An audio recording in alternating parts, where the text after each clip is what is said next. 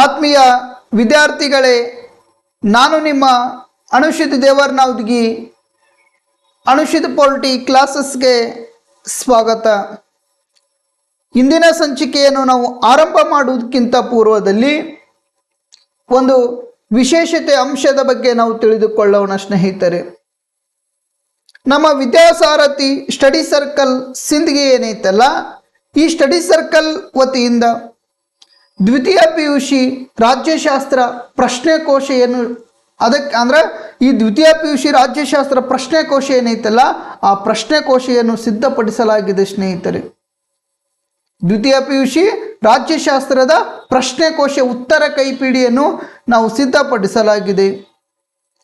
ಇಲ್ಲಿ ಯಾವ ಯಾವ ಪ್ರಶ್ನೆ ಪತ್ರಿಕೆಗಳನ್ನು ಸಿದ್ಧಪಡಿಸಲಾಗಿದೆಪ್ಪ ಅಂದ್ರೆ, A1 2024 ಪ್ರಶ್ನೆ ಪತ್ರಿಕೆ ಸ್ನೇಹಿತರೆ. A1 2024 ಪ್ರಶ್ನೆ ಪತ್ರಿಕೆ ಆಗಿರಬಹುದು, ಮತ್ತು A2 2024 ಪ್ರಶ್ನೆ ಪತ್ರಿಕೆ, A3 2024 ಪ್ರಶ್ನೆ ಪತ್ರಿಕೆ, X1 2025 ಪ್ರಶ್ನೆ ಪತ್ರಿಕೆ, H2 2025 ಪ್ರಶ್ನೆ ಪತ್ರಿಕೆ, ಮತ್ತು LX 2025 ಪ್ರಶ್ನೆ ಪತ್ರಿಕೆ, E1 2025 ಪ್ರಶ್ನೆ ಪತ್ರಿಕೆ, ಮತ್ತು 2025 ಪ್ರಶ್ನೆ ಪತ್ರಿಕೆ ಏನೈತಲ್ಲ, ಇವುಗಳು ಉತ್ತರ ಸಮೇತವನ್ನು ಅಂದ್ರೆ ಉತ್ತರ ಸಮೇತ ಏನಪ್ಪ ಅಂದ್ರೆ ಈಗಾಗಲೇ ನಾವು ರೆಡಿ ಮಾಡಲಾಗಿದೆ ಸ್ನೇಹಿತರೆ.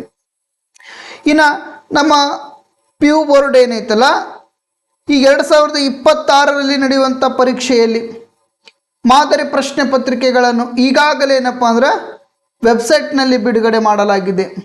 ಈ ವೆಬ್ಸೈಟ್ನಲ್ಲಿ ಬಿಡುಗಡೆ ಮಾಡಿರ್ತಕ್ಕಂಥ ಮಾದರಿ 1 ಪ್ರಶ್ನೆ ಪತ್ರಿಕೆ ಆಗಿರಬಹುದು, ಮಾದರಿ 2 ಪ್ರಶ್ನೆ ಪತ್ರಿಕೆ ಆಗಿರಬಹುದು, ಮಾದರಿ 3 ಪ್ರಶ್ನೆ ಪತ್ರಿಕೆ, ಇವುಗಳು ಸಹಿತ ಏನಪ್ಪ ಅಂದ್ರೆ ವಿವರಣೆ ಸಹಿತ ನಾವು ಬಿಡಿಸಿಕೊಡಲಾಗಿದೆ ಸ್ನೇಹಿತರೆ. ನೋಡ್ಬೋದು ನೀವು ಇಲ್ಲಿ ಉದಾಹರಣೆಗೆ ಈಗ ಬಹು ಆಯ್ಕೆ ಪ್ರಶ್ನೆಗಳು, ನೆಕ್ಸ್ಟ್ ಏನಪ್ಪ ಅಂದ್ರೆ ಇವು ಬಿಟ್ಟ ಸ್ಥಳ ಪ್ರಶ್ನೆಗಳು ಸ್ನೇಹಿತರೆ, ನೆಕ್ಸ್ಟ್ ಹೊಂದಿಸಿ ಬರೆಯಿರಿ ಪ್ರಶ್ನೆಗಳು, ನೆಕ್ಸ್ಟ್ 1 ಅಂಕದ ಪ್ರಶ್ನೆಗಳು, ನೆಕ್ಸ್ಟ್ ಭಾಗ B ಸೆಕ್ಷನಲ್ಲಿ ಬರುವಂಥ 2 ಅಂಕದ ಪ್ರಶ್ನೆಗಳು. ಅಷ್ಟೇ ಅಲ್ಲದೆ ಸ್ನೇಹಿತರೆ, ಭಾಗ C ಯಲ್ಲಿ ಬರುವಂಥ 5 ಅಂಕದ ಪ್ರಶ್ನೆಗಳು. ಇವೆಲ್ಲ ಏನಪ್ಪ ಅಂದ್ರೆ ಉತ್ತರ ಸಮೇತ ಇವತ್ತು 5 ಅಂಕ ಆಗಿರ್ಬೋದು, 10 ಅಂಕ ಆಗಿರ್ಬೋದು, ಎಲ್ಲ ಪ್ರಶ್ನೆಗಳೇನಿದಾವಲ್ಲ ಉತ್ತರ ಸಮೇತ ಏನಪ್ಪ ಅಂದ್ರೆ ಈಗಾಗಲೇ ನಾವು ಬಿಡಿಸಿಕೊಡಲಾಗಿದೆ. ನಿಮಗೆ ಯಾರಿಗಾದರೂ ಬೇಕಾದಂಥ ಸಂದರ್ಭದಲ್ಲಿ ಇದಕ್ಕೆ ಯಾವುದೇ ರೀತಿ ದುಡ್ಡು ಕೊಡೋಂಗಿಲ್ಲ. ಇದಕ್ಕೆ ಯಾವುದೇ ರೀತಿ ಏನಪ್ಪ ಅಂದ್ರೆ 1 ರೂಪಾಯಿ 1 ನಯಾ ಪೈಸೆನೂ ದುಡ್ಡು ಇರೋಂಗಿಲ್ಲ. ನಿಮಗೆ ಈ PDF ಬೇಕಾಗಿತ್ತಪ್ಪ ಅಂದ್ರೆ ನೀವೇನಿಲ್ಲ, ನೇರವಾಗಿ ನನ್ನ ಮೊಬೈಲ್ ನಂಬರ್ಗೆ ಏನಪ್ಪ ಅಂದ್ರೆ ಕರೆ ಮಾಡ್ಬೋದು. ಸರ ಹಿಂಗ್ರಿ ನಮಗೆ ಪ್ರಶ್ನೆ ಕೋಶ ಏನೈತಲ್ಲ ಆ ಉತ್ತರ ಕೈಪಿಡಿ ಕೊಟ್ಟು ಕಳಿಸ್ರಿ ಅಂತ ಹೇಳಿದ್ರೆ ನಿಮ್ಮ ಟಕ್ ಅಂತ ಏನಪ್ಪ ನಿಮ್ಮ ವಾಟ್ಸಪ್ಗೆ ಬಂದುಬಿಡ್ತೈತಿ. ನೆಕ್ಸ್ಟ್ ಇಲ್ಲಪ್ಪ ಒಂದು SMS ಹಾಕುವುದು ಮುಖಾಂತರ ಆಗಿರ್ಬೋದು ಈ ಉತ್ತರ ಕೈಪಿಡಿ ಏನೈತಲ್ಲ ಇದು ಪಡೆದುಕೊಳ್ಳಬಹುದು ಸ್ನೇಹಿತರೆ. ಇದಕ್ಕೆ ಯಾವುದೇ ರೀತಿ ಏನಪ್ಪ ಅಂದ್ರೆ ನಯಾ ಪೈಸೆ ದುಡ್ಡು ಕೊಡಂಗಿಲ್ಲ. ಇದು ಉಚಿತವಾಗಿರ್ತಕ್ಕಂಥದ್ದೇನಪ್ಪ ಅಂಶ, ಇದು ಉಚಿತವಾಗಿ ಕೊಡ್ತಕ್ಕಂಥ ಇದೇನಪ್ಪ ಅಂದ್ರೆ ಪ್ರಶ್ನೆ ಕೋಶೆಯ ಉತ್ತರ ಕೈಪಿಡಿ. ಯಾರಿಗಾದರೂ ಬೇಕಾಗಿತ್ತಪ್ಪ ನೇರವಾಗಿ ಕರೆ ಮಾಡಿ. ಓಕೆ, ಇರಲಿ. ನೆಕ್ಸ್ಟ್ ಈಗ ವಿಷಯಕ್ಕೆ ಬಂದುಬಿಡೋಣ. ಈಗ ಭಯೋತ್ಪಾದನೆಯ ವಿರುದ್ಧ ಯುವಜನತೆಯ ಪಾತ್ರದ ಬಗ್ಗೆ ನಾವು ತಿಳಿದುಕೊಳ್ಳೋಣ. ಭ್ರಷ್ಟಾಚಾರದ ವಿರುದ್ಧ ಯುವಜನತೆಯ ಪಾತ್ರ ಅಂತ ನಾವು ನೋಡಿಕೊಂಡೆವು.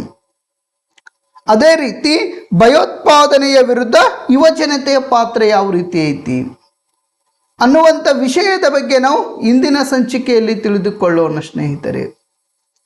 ಇದು ನಾವು ಹಳೆಯ ಪ್ರಶ್ನೆ ಪತ್ರಿಕೆಗಳನ್ನು ತೆಗೆದುಕೊಂಡು ನೋಡಿದರೆ, ಹಳೆಯ ಪ್ರಶ್ನೆ ಪತ್ರಿಕೆಗಳನ್ನು ನಾವು ತೆಗೆದುಕೊಂಡು ನೋಡಿದರೆ ಅತಿ ಹೆಚ್ಚು ಬಾರಿ ಇದು ಎಷ್ಟು ಅಂಕಕ್ಕೆ ಕೇಳಿರ್ತಕ್ಕಂಥ ಪ್ರಶ್ನೆಪ್ಪ ಅಂದ್ರೆ 5 ಅಂಕಕ್ಕೆ ಕೇಳಿರ್ತಕ್ಕಂಥ ಪ್ರಶ್ನೆ ಸ್ನೇಹಿತರೆ. ನಾವು 5ನೇ ಅಧ್ಯಾಯದಲ್ಲಿ ರಾಷ್ಟ್ರ ನಿರ್ಮಾಣ, 5ನೇ ಅಧ್ಯಾಯದಲ್ಲಿ ಭಾರತ ಪ್ರಜಾಪ್ರಭುತ್ವ ಎದುರಿಸುತ್ತಿರುವ ಸವಾಲು ಏನೈತಲ್ಲ, ಅಲ್ಲೇನಪ್ಪ ಅಂದ್ರೆ ಈಗಾಗಲೇ ನಾವು ಭಯೋತ್ಪಾದನೆಯ ಬಗ್ಗೆ ನೋಡ್ಕೊಂಡಿದ್ದೇವೆ. ನಾವು ಭಯೋತ್ಪಾದನೆಯ ಕಾರಣಗಳಾಗಿರ್ಬೋದು, ಪ್ರಜಾಪ್ರಭುತ್ವಕ್ಕೆ ಯಾವ ರೀತಿ ಮಾರಕ ಆಗೈತಿ, ಅದಕ್ಕಿರ್ತಕ್ಕಂಥ ಸಾಮಾಜಿಕ ಆರ್ಥಿಕ ಕ್ರಮಗಳೇನು, ಈ ಎಲ್ಲ ಅಂಶಗಳು ಈಗಾಗಲೇ ನಾವು ಹಳೆಯ ವಿಡಿಯೋನಲ್ಲಿ ನೋಡಿಕೊಳ್ಳಲಾಗಿದೆ ಸ್ನೇಹಿತರೆ. ಇಲ್ಲಿ ಭಯೋತ್ಪಾದನೆ ವಿರುದ್ಧ ನಮ್ಮ ಯುವಜನತೆಯ ಪಾತ್ರ ಯಾವ ರೀತಿ ಐತಿ ಅನ್ನೋದರ ಬಗ್ಗೆ ತಿಳಿದುಕೊಳ್ಳೋಣ. ಈ ಭಯೋತ್ಪಾದನೆ ಅಂದರೆ ಏನು, ನಾ ಹಳೆಯ ವಿಡಿಯೋನಲ್ಲಿ ನೋಡಿದೆವು. ಭಯೋತ್ಪಾದನೆ ಅನ್ನುವಂಥ ಪದಕ್ಕೆ ಆಂಗ್ಲ ಭಾಷೆಯಲ್ಲಿ ಏನೆಂದು ಕರೆಯಲಾಗುವುದು?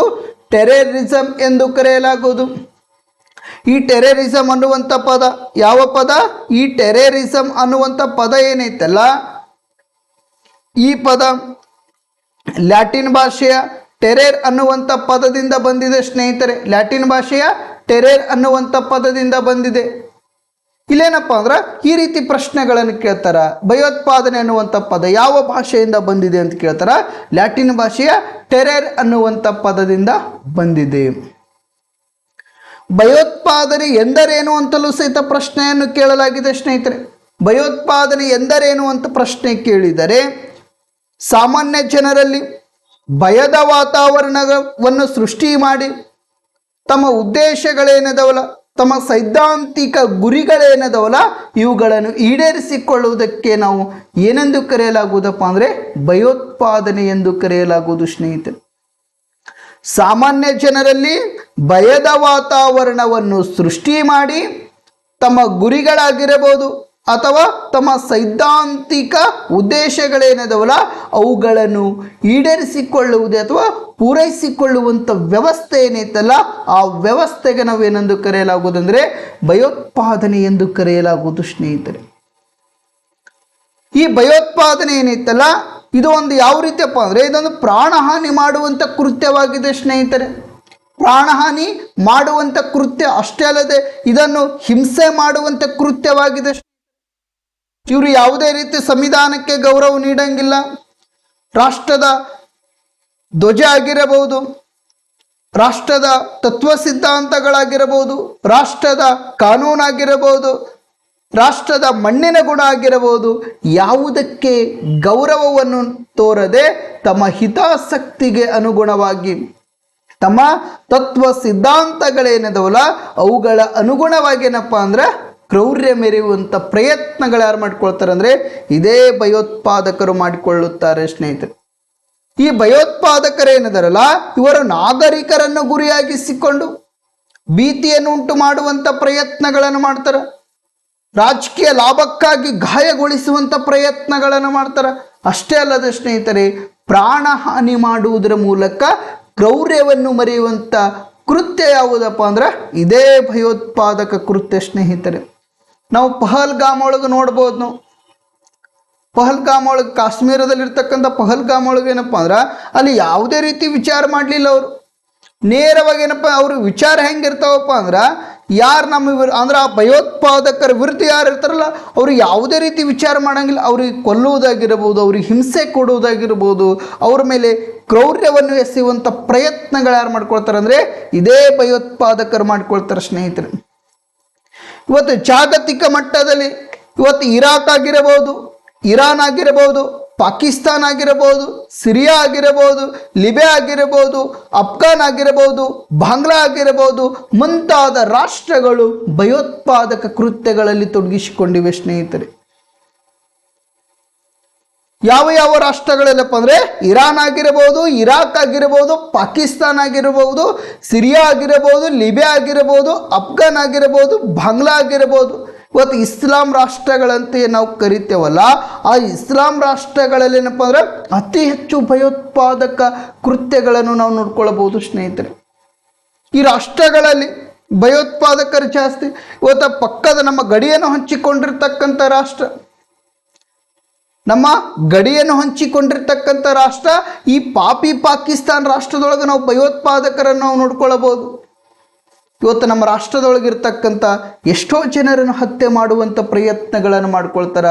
ಸಾರ್ವಜನಿಕ ತಾಣಗಳನ್ನು ಗುರಿಯಾಗಿಸಿಕೊಳ್ಳುವಂಥ ಪ್ರಯತ್ನಗಳನ್ನು ಮಾಡ್ತಾರೆ. ಸಾರ್ವಜನಿಕರ ಓಡಾಡುವಂಥ ಪ್ರದೇಶಗಳೇನಿದಾವಲ್ಲ ಆ ಪ್ರದೇಶಗಳನ್ನು ಗುರಿಯಾಗಿಸಿಕೊಳ್ಳುವಂಥ ಪ್ರಯತ್ನಗಳನ್ನು ಮಾಡ್ತಾರೆ. ಅಲ್ಲಿ ದಾಳಿ ಮಾಡುವುದರ ಮುಖಾಂತರ ಜನರಲ್ಲಿ ಭಯದ ವಾತಾವರಣವನ್ನು ಸೃಷ್ಟಿ ಮಾಡುವಂಥ ಪ್ರಯತ್ನ ಮಾಡುವುದರ ಜೊತೆಗೆ ವಿಶ್ವದ ಗಮನ ತನ್ನ ಕಡೆ ಸೆಳೆಯುವಂಥ ಪ್ರಯತ್ನ ಯಾರು ಮಾಡ್ಕೊಳ್ತಾರೆ ಅಂದರೆ ಇದೇ ಭಯೋತ್ಪಾದಕರು ಮಾಡ್ಕೊಳ್ತಾರೆ ಸ್ನೇಹಿತರೆ. 1991ರಲ್ಲಿ ರಾಜೀವ್ ಗಾಂಧಿ ಅವರನ್ನು ಹತ್ಯೆ ಮಾಡ್ತಾರೆ ಸ್ನೇಹಿತರೆ. ವಿಚಾರ ಮಾಡಿಕೊಡ್ರಿ, 1991ರಲ್ಲಿ ರಾಜೀವ್ ಗಾಂಧಿಯನ್ನು ಹತ್ಯೆ ಮಾಡ್ತಾರೆ. ಅಷ್ಟೇ ಅಲ್ಲದೆ ಸ್ನೇಹಿತರೆ 2001ರಲ್ಲಿ ನಮ್ಮ ಭಾರತದ ಸಂಸತ್ತು, ಈಗಿನ ಹಳೆಯ ಸಂಸತ್ತು ಏನೈತಲ್ಲ ಆ ಹಳೆಯ ಸಂಸತ್ತಿನ ಮೇಲೆ 2001 ಡಿಸೆಂಬರ್ 13ರಂದು ಭಾರತದ ಸಂಸತ್ತಿನ ಮೇಲೆ ದಾಳಿ ಮಾಡ್ತಾರೆ ಸ್ನೇಹಿತರೆ. ಅಷ್ಟೇ ಅಲ್ಲದೆ ಸ್ನೇಹಿತರೆ, 2008ರಲ್ಲಿ ಏನಪ್ಪ ಅಂದ್ರೆ ನಮ್ಮ ಮುಂಬೈ ತಾಜ್ ಹೋಟೆಲ್ ಏನೈತಲ್ಲ, ಈ ಮುಂಬೈ ತಾಜ್ ಹೋಟೆಲ್ ಮೇಲೆ ಸಹಿತ ಏನಪ್ಪ ಅಂದ್ರೆ ಈ ಭಯೋತ್ಪಾದಕರು ದಾಳಿ ಮಾಡ್ತಾರೆ ಸ್ನೇಹಿತರೆ. ವಿಚಾರ ಮಾಡಿಕೊಳ್ಳಿ. ಇವರು ಒಟ್ಟೇನಪ್ಪ ಅಂದ್ರೆ ಸಾರ್ವಜನಿಕರನ್ನು ಗುರಿಯಾಗಿಸ್ಕೊಳ್ತಾರೆ, ಅವರಲ್ಲಿ ಭಯದ ವಾತಾವರಣ ಸೃಷ್ಟಿ ಮಾಡೋದು. ಅಷ್ಟಲ್ಲದೆ ಅವರ ಮೇಲೆ ಕ್ರೌರ್ಯವಾದಂಥ ಕೃತ್ಯಗಳನ್ನು ಎಸೆಯುವಂಥ ಪ್ರಯತ್ನ ಯಾರು ಮಾಡ್ಕೊಳ್ತಾರೆ ಅಂದರೆ ಇದೇ ಭಯೋತ್ಪಾದಕರು ಮಾಡ್ಕೊಳ್ತಾರೆ ಸ್ನೇಹಿತರೆ. ಅವರ ಮೇಲೆ ಕ್ರೌರ್ಯಗಳನ್ನು ಎಸೆಯುವುದರ ಜೊತೆಗೆ ಹೀನಾಯನವಾದಂಥ ಕೃತ್ಯಗಳನ್ನು ಎಸೆಯುವುದರ ಜೊತೆಗೆ ವಿಶ್ವದ ಗಮನ ತನ್ನ ಕಡೆ ಸೆಳೆಯುವಂಥ ಪ್ರಯತ್ನಗಳು ಯಾರು ಮಾಡ್ಕೊಳ್ತಾರೆ ಅಂದರೆ ಇದೇ ಭಯೋತ್ಪಾದಕರು ಮಾಡ್ಕೊಳ್ತಾರೆ ಸ್ನೇಹಿತರು. ನಮ್ಮ ರವೀಂದ್ರನಾಥ್ ಟ್ಯಾಗೋರ್ ಅವರು ಏನಿದಾರಲ್ಲ, ಭಾರತವನ್ನು ಪವಿತ್ರ ಸ್ಥಳ ಅಂತ ಕರೀತಾರೆ. ಭಾರತ ಪವಿತ್ರ ಸ್ಥಳ, ಮಾನವೀಯತೆಯ ಮಹಾಸಾಗರ, ದಾಳಿಕೋರರಿಂದ ಸಮಸ್ಯೆಗೆ ಒಳಗಾದ ಜನರಿಗೆ ಆಶ್ರಯ ನೀಡಿದ ತೊಟ್ಟಿಲೆಂದು ನಮ್ಮ ಭಾರತ ರಾಷ್ಟ್ರವನ್ನು ಬಣ್ಣಿಸುತ್ತಾರೆ ಸ್ನೇಹಿತರೆ. ರವೀಂದ್ರನಾಥ್ ಟ್ಯಾಗೋರ್ ಅವರು ಏನಿದಾರಲ್ಲ, ಈ ಟ್ಯಾಗೋರ್ ಅವರು ಭಾರತವನ್ನು ಪವಿತ್ರ ಸ್ಥಳ, ಮಾನವೀಯತೆಯ ಮಹಾಸಾಗರ ಅಂತ ಕರೀತಾರೆ. ಅಷ್ಟೇ ಅಲ್ಲದೆ ಸ್ನೇಹಿತರೆ, ದಾಳಿಕೋರರಿಂದ ಸಮಸ್ಯೆಗೆ ಒಳಗಾದಂಥ ಜನರಿಗೆ ಆಶ್ರಯ ನೀಡಿದಂಥ ತೊಟ್ಟಿಲೆ ಯಾವುದಪ್ಪ ಅಂದರೆ ನಮ್ಮ ಭಾರತ ರಾಷ್ಟ್ರ ಸ್ನೇಹಿತರೆ. ಇವತ್ತು ಎಷ್ಟೋ ಬೇರೆ ಬೇರೆ ರಾಷ್ಟ್ರಗಳಲ್ಲಿ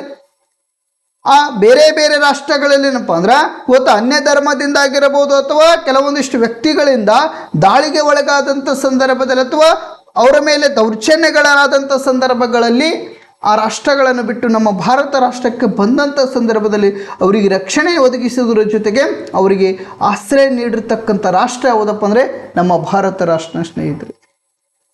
ಇವತ್ತು ಉದಾಹರಣೆಯಾಗಿ ನಾವು ತೆಗೆದುಕೊಳ್ಬೇಕಪ್ಪ ಅಂದ್ರೆ ಉತ್ತರ ಕನ್ನಡ ಜಿಲ್ಲೆ ಅಂತ ನಾವು ನೋಡ್ಕೊಳ್ತೇವೆ. ಯಾವ ಕನ್ನಡ? ಉತ್ತರ ಕನ್ನಡ ಜಿಲ್ಲೆ. ಉತ್ತರ ಕನ್ನಡ ಜಿಲ್ಲೆ ಒಳಗೆ ಮುಂಡಗೋಡು ಅನ್ನುವಂಥ ಪ್ರದೇಶ ಐತೆ. ಅಲ್ಲಿ ಉತ್ತರ ಕನ್ನಡ ಜಿಲ್ಲೆ ಒಳಗೆ ಮುಂಡಗೋಡು ಅನ್ನುವಂಥ ಪ್ರದೇಶ ಐತಿ. ಆ ಮುಂಡಗೋಡು ಒಳಗೆ ಏನಪ್ಪ ಅಂದ್ರೆ ಟಿಬೇಟಿಯನರನ್ನು ನಾವು ಕಂಡುಕೊಳ್ಬೋದು ಸ್ನೇಹಿತರೆ. ಮುಂಡಗೋಡು ಒಳಗೆ ನಾವೇನು ಕಂಡುಕೊಳ್ಬೋದು? ಟಿಬೇಟಿಯನರ್. 1966ರಲ್ಲಿ ಚೀನಾ ರಾಷ್ಟ್ರ ಏನೈತಲ್ಲ, ಈ ಚೀನಾ ರಾಷ್ಟ್ರ ಏನಪ್ಪ ಅಂದ್ರೆ ಟಿಬೇಟಿಯನ್ನರ ಮೇಲೆ ದಾಳಿ ಮಾಡಿತ್ತು, ದೌರ್ಜನ್ಯಗಳ ಮಾಡಿತ್ತು. ನಮ್ಮ ಭಾರತ ರಾಷ್ಟ್ರ ಏನಪ್ಪ ಅಂದ್ರೆ ಆ ಟಿಬೇಟಿಯನರಿಗೆ ಆಶ್ರಯ ನೀಡಿತು ಸ್ನೇಹಿತರೆ. ನೀವು ನೋಡ್ಬೋದು, ಮುಂಡಗೋಡಕ್ಕೆ ಹೋದಂಥ ಸಂದರ್ಭದೊಳಗೆ ಅಲ್ಲಿ ಅವರು LKG ಆಗಿರ್ಬೋದು, UKG ಆಗಿರ್ಬೋದು, ಪ್ರಾಥಮಿಕ ಶಿಕ್ಷಣ ಆಗಿರ್ಬೋದು, ಪ್ರೌಢ ಶಿಕ್ಷಣ ಆಗಿರಬಹುದು. ಅಷ್ಟೇ ಅಲ್ಲದೆ ಸ್ನೇಹಿತರೆ, ಅವರಿಗೆ ಪದವಿ ಪೂರ್ವ ಶಿಕ್ಷಣ ಆಗಿರ್ಬೋದು, ಪದವಿ ಶಿಕ್ಷಣ ಆಗಿರ್ಬೋದು, ವಿಶ್ವವಿದ್ಯಾಲಯಗಳನ್ನು ಸಹಿತ ಅವರು ಸ್ಥಾಪನೆ ಮಾಡಿಕೊಂಡರು ಸ್ನೇಹಿತರಲ್ಲಿ. ವಿಶ್ವವಿದ್ಯಾಲಯಗಳು ಇವತ್ತು ಅವ್ರದ್ದೇ ಆಗಿರ್ತಕ್ಕಂಥ ಒಂದು ಪ್ರದೇಶವನ್ನು ಅಂದರೆ ಅವ್ರದ್ದೇ ಆಗಿರ್ತಕ್ಕಂಥ ಒಂದು ವ್ಯವಸ್ಥೆಯನ್ನು ಕಟ್ಕೊಂಡು ಬಿಟ್ಟಾರವ್ರು. ಈ ರೀತಿ ಏನಪ್ಪ ಅಂದರೆ ನಮ್ಮ ಭಾರತ ರಾಷ್ಟ್ರ ಏನೈತಲ್ಲ, ಈ ಭಾರತ ರಾಷ್ಟ್ರವನ್ನು ಪವಿತ್ರ ಸ್ಥಳ ಅಂತ ಕರೀತಾರೆ, ಮಾನವೀಯತೆಯ ಮಹಾಸಾಗರ ಅಂತ ಕರೀತಾರೆ. ದಾಳಿಕೋರರಿಂದ ಸಮಸ್ಯೆಗೆ ಒಳಗಾದಂಥ ಜನರಿಗೆ ಆಶ್ರಯ ನೀಡಿದಂಥ ತೊಟ್ಟಿಲು, ಯಾವುದಾದ್ರೂ ತೊಟ್ಟಿಲಿದ್ದರೆ ಅದು ನಮ್ಮ ಭಾರತದ ತೊಟ್ಟಿಲು ಅಂತ ಹೇಳ್ಬೋದು ಸ್ನೇಹಿತರೆ. ಉದಾಹರಣೆಯಾಗಿ ನಾ ಹೇಳೋದಲ್ಲ, 1966ರಲ್ಲಿ ಚೀನಾದೊಳಗಿರ್ತಕ್ಕಂಥ ಟಿಬೇಟಿಯನರ ಮೇಲೆ ದಾಳಿ ಮಾಡಲಾಯಿತು ಸ್ನೇಹಿತರೆ. ಆ ಟಿಬೇಟಿಯನರ್ ಏನಪ್ಪ ಭಾರತಕ್ಕೆ ಬಂದುಬಿಡ್ತಾರೆ. ಭಾರತಕ್ಕೆ ಬಂದಂಥ ಸಂದರ್ಭದಲ್ಲಿ ನಮ್ಮ ಕರ್ನಾಟಕ ರಾಜ್ಯ ಸರ್ಕಾರದ ಜೊತೆ ಏನಪ್ಪ ಅಂದ್ರೆ ಚರ್ಚೆ ಮಾಡಿ ಭಾರತ ಸರ್ಕಾರ ಅವರಿಗೆ ಮುಂಡಗೋಡದಲ್ಲಿ ಇರುವುದಕ್ಕೆ ಅವಕಾಶವನ್ನು ಒದಗಿಸಿಕೊಡ್ತು ಸ್ನೇಹಿತರೆ. ನೀವು ಯಾರಾದರೂ ಮುಂಡಗೋಡಕ್ಕೆ ಹೋದಂಥ ಸಂದರ್ಭದಲ್ಲಿ ನೋಡ್ಬೋದು, ನೀವು ಭಾರಿ ಐತೆ ಅಲ್ಲಿ. ಯಾಕಂದ್ರೆ ಒಂದ್ಸಲ ನಾವು ವಿಸಿಟ್ ಮಾಡಿದ್ದೆ, ಅಲ್ಲಿ ಭಾಳ ಚೆನ್ನಾಗೈತಿ ಪ್ಲೇಸ್. ಅದು ಭಾಳ ಅಷ್ಟೇ ಸುಂದರವಾದಂಥ ಪ್ಲೇಸ್ ಐತಿ. ಅವ್ರ ಕಟ್ಟಡ ನೋಡ್ಕೊಳ್ಬೇಕು, ಅವರು ಧ್ಯಾನ ಮಾಡುವಂಥ ತಾಣಗಳನ್ನು ನೋಡ್ಕೊಳ್ಬೇಕು. ಒಂಥರ ಹೆಂಗಪ್ಪ ಇಡೀ ಎಲ್ಲ ಯಾವ ರೀತಿ ಗೋಲ್ಡನ್ ಸಿಸ್ಟಮ್ ಐತದು. ಅದಕ್ಕಾಗಿ ಇರಲಿ, ನಮ್ಮ ರವೀಂದ್ರನಾಥ್ ಟ್ಯಾಗೋರ್ ಅವರು ಏನಂತ ಹೇಳ್ತಾರೆ, ಭಾರತವನ್ನು ಪವಿತ್ರ ಸ್ಥಳ ಅಂತ ಕರೀತಾರೆ, ಮಾನವೀಯತೆಯ ಮಹಾಸಾಗರ, ದಾಳಿಕೋರರಿಂದ ಸಮಸ್ಯೆಗೆ ಒಳಗಾದಂಥ ಜನರಿಗೆ ಆಶ್ರಯ ನೀಡಿದಂಥ ತೊಟ್ಟಿಲು ಯಾವುದಪ್ಪ ಅಂದರೆ ನಮ್ಮ ಭಾರತ ರಾಷ್ಟ್ರ ಸ್ನೇಹಿತರೆ. ನೆಕ್ಸ್ಟ್, ನಮ್ಮ ರಾಷ್ಟ್ರದೊಳಗಿರ್ತಕ್ಕಂಥ ಭಯೋತ್ಪಾದನೆಯನ್ನು ತಡೆಗಟ್ಟಬೇಕಾದ್ರೆ ನಮ್ಮ ಯುವ ಜನಾಂಗದ ಪಾತ್ರ ಯಾವ ರೀತಿ ಐತಿ ನೋಡುವುದಾದರೆ, ರಾಷ್ಟ್ರ ವಿರೋಧಿ ಮತ್ತು ಭಯೋತ್ಪಾದಕ ಕೃತ್ಯಗಳಲ್ಲಿ ತೊಡಗಿರುವ ಯುವಕರೇನದರಲ್ಲ ಆ ಯುವಕರನ್ನು ಶಿಕ್ಷಣದ ಮೂಲಕ ಅರಿವನ್ನು ಮೂಡಿಸುವುದರ ಜೊತೆಗೆ ಅವರನ್ನು ಸಮಾಜದ ಮುಖ್ಯವಾಹಿನಿಗೆ ತರುವಂಥ ಕಾರ್ಯಕ್ರಮಗಳನ್ನು ಜಾರಿಗೆಗೊಳಿಸಬೇಕು ಸ್ನೇಹಿತರೆ. ಯಾವ ವ್ಯಕ್ತಿ ರಾಷ್ಟ್ರ ವಿರೋಧಿ ಚಟುವಟಿಕೆಗಳಲ್ಲಿ ತೊಡಗಿಸಿಕೊಂಡಿರುತ್ತಾನೆ, ಯಾವ ವ್ಯಕ್ತಿ ಭಯೋತ್ಪಾದಕ ಕೃತ್ಯಗಳಲ್ಲಿ ತೊಡಗಿಸಿಕೊಂಡಿರುತ್ತಾನೋ ಅಂತಹ ವ್ಯಕ್ತಿಗಳಿಗೆ ಶಿಕ್ಷಣದ ಅರಿವನ್ನು ಮೂಡಿಸುವುದರ ಜೊತೆಗೆ ಅವರನ್ನು ಸಮಾಜದ ಮುಖ್ಯವಾಹಿನಿಗೆ ತೆಗೆದುಕೊಂಡು ಬರಬೇಕು ಸ್ನೇಹಿತರೆ. ಇವತ್ತು ಒಬ್ಬ ವ್ಯಕ್ತಿಯನ್ನು ನಾವು ಬದಲಾವಣೆ ಮಾಡಬೇಕಾದ್ರೆ ಮೊದಲು ನಾವು ಯಾವುದಕ್ಕೆ ಹೆಚ್ಚಿನ ಆದ್ಯತೆಯನ್ನು ಕೊಡಬೇಕು? ಶಿಕ್ಷಣಕ್ಕೆ ಹೆಚ್ಚಿನ ಆದ್ಯತೆಯನ್ನು ಒದಗಿಸಿಕೊಡಬೇಕು.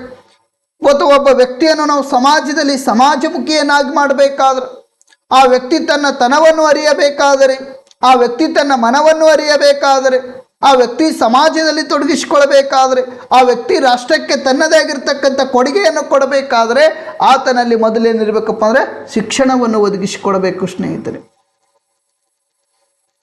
ಶಿಕ್ಷಣವನ್ನು ಒದಗಿಸಿಕೊಡೋದ್ರ ಜೊತೆಗೆ ಅವನಲ್ಲಿ ರಾಷ್ಟ್ರ ಪ್ರೇಮದ ಶಿಕ್ಷಣವನ್ನು ಮೂಡಿಸುವುದರ ಜೊತೆಗೆ ಅವನನ್ನು ಸಮಾಜದ ಮುಖ್ಯವಾಹಿನಿಗೆ ತರುವಂಥ ಪ್ರಯತ್ನಗಳನ್ನು ಮಾಡಿಕೊಳ್ಬೇಕು.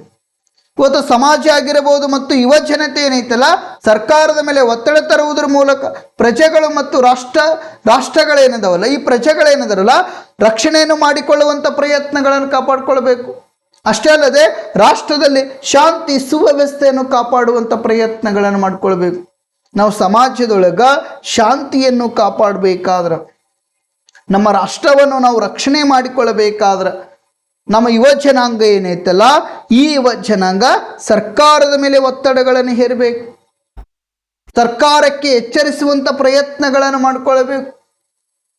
ಅಷ್ಟೇ ಅಲ್ಲದೆ ಸ್ನೇಹಿತರೆ, ನಮ್ಮ ನಾಗರಿಕರಲ್ಲಿ ಇವತ್ತ ಕೆಲವೊಂದಿಷ್ಟು ರಾಷ್ಟ್ರ ವಿರೋಧಿ ಚಟುವಟಿಕೆಗಳಲ್ಲಿ ತೊಡಗಿಸಿಕೊಂಡಿರ್ತಕ್ಕಂಥ ನಾಗರಿಕರಲ್ಲಿ ಅವರಲ್ಲಿ ರಾಷ್ಟ್ರ ಪ್ರೇಮದ ಅರಿವನ್ನು ಮೂಡಿಸುವಂಥ ಕಾರ್ಯಕ್ರಮಗಳನ್ನು ಹಮ್ಮಿಕೊಳ್ಬೇಕು ಸ್ನೇಹಿತರೆ.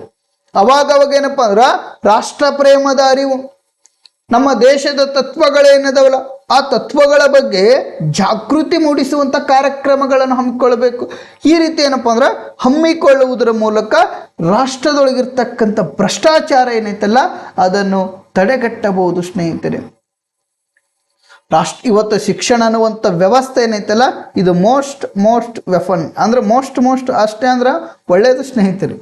ಯಾಕಪ್ಪ ಅಂದ್ರೆ ಒಂದು ವೇಳೆ ಶಿಕ್ಷಣ ಅನ್ನುವಂಥ ಅಸ್ತ್ರ ಇರಲಿಲ್ಲಪ್ಪ ಅಂದ್ರೆ ಇವತ್ತು ಬಾಬಾ ಸಾಹೇಬ್ ಅಂಬೇಡ್ಕರ್ ಅವರು ನಮ್ಮ ಸಂವಿಧಾನ ಕೊಡ್ತಿರ್ಲಿಲ್ಲ. ಒಂದು ವೇಳೆ ಶಿಕ್ಷಣ ಅನ್ನುವಂಥ ಅಸ್ತ್ರ ಇರಲಿಲ್ಲಪ್ಪ ಅಂದ್ರೆ ಬಾಬಾ ಸಾಹೇಬ್ ಅಂಬೇಡ್ಕರ್ ಅವರು ನಮ್ಮ ಸಂವಿಧಾನ ಕೊಡ್ತಿರ್ಲಿಲ್ಲ ಸ್ನೇಹಿತರೆ. ಯಾಕಪ್ಪ ಅಂದ್ರೆ ಅವರು ಒಳ್ಳೆ ಶಿಕ್ಷಣ ಪಡೆದುಕೊಂಡ್ರು, ನಮಗೆ ಒಳ್ಳೆ ಸಂವಿಧಾನ ಕೊಟ್ಟರು. ಅವರು ಬೇರೆ ರಾಷ್ಟ್ರಕ್ಕೆ ಹೋಗಿದ್ರು. ಅವರು ಬಾಬಾ ಸಾಹೇಬ್ ಅಂಬೇಡ್ಕರ್ ಅವರು ಬೇರೆ ರಾಷ್ಟ್ರಕ್ಕೆ ಶಿಕ್ಷಣ ಪಡೆದುಕೊಳ್ಳಕ್ಕೆ ಹೋಗಿದ್ರು. ಅಲ್ಲೇ ಶಿಕ್ಷಣ ಪಡ್ಕೊಂಡು ಅಲ್ಲೇ ಇರಬಹುದಿತ್ತು. ವಿಚಾರ ಮಾಡ್ಕೊಡ್ರಿ, ಅವರು ಬೇರೆ ರಾಷ್ಟ್ರಕ್ಕೆ ಶಿಕ್ಷಣಕ್ಕೆ ಪಡೆದುಕೊಂಡಕ್ಕೆ ಹೋಗ್ಯಾರ. ಆ ಶಿಕ್ಷಣವನ್ನು ಪಡೆದುಕೊಂಡು ಅಲ್ಲೇ ಇರಬಹುದಿತ್ತು ಬಾಬಾ ಸಾಹೇಬ್ ಅಂಬೇಡ್ಕರ್.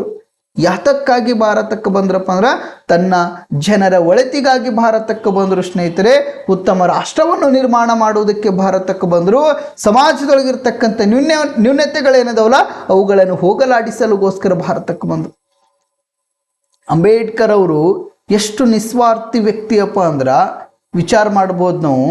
ಅಂಬೇಡ್ಕರ್ ಅವರು ಹಿಂದೂ ಧರ್ಮದಿಂದ ಇಸ್ಲಾಂ ಧರ್ಮಕ್ಕೆ ಸೇರ್ಪಡೆ ಹಿಂದೂ ಧರ್ಮದಿಂದ ಏನಪ್ಪ ಅಂದ್ರೆ ಅವರು ಬೌದ್ಧ ಧರ್ಮಕ್ಕೆ ಸೇರ್ಪಡೆ ಆಗ್ಬೇಕಂತ ವಿಚಾರ ಮಾಡಿದ್ರಂತ.